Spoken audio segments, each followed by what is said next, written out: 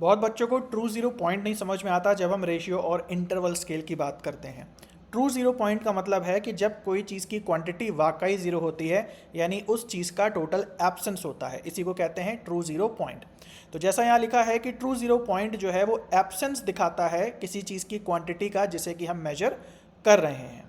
जैसे अगर हम बात करें वेट की, हाइट की, एज की, इनकम की, अगर हम इसमें बोलें ज़ीरो तो ज़ीरो का वाकई मतलब होगा कि वो चीज़ है नहीं।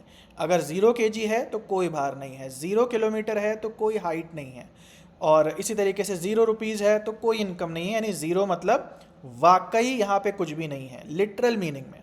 लेकिन कभी कभी जब हम कोई वेरिएबल नापते हैं तो वहाँ पे ज़ीरो का मतलब ऐसा नहीं होता कि वहाँ पे कुछ भी नहीं है, ज़ीरो को केवल एक चिन्ह की तरह लिया जाता है।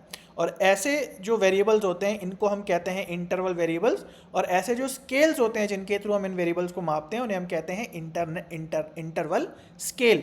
यहाँ पे ट्रू ज़ीरो का मतलब ऐसा नहीं होता कि बिल्कुल ही कुछ ज़ीरो हो। जैसे फॉर एग्जांपल अगर हम टेम्परेचर में बोलें 0 डिग्री सेल्सियस तो ऐसा नहीं है कि वहाँ तापमान ही ख़त्म हो गया, क्योंकि तापमान तो ख़त्म नहीं होता ना।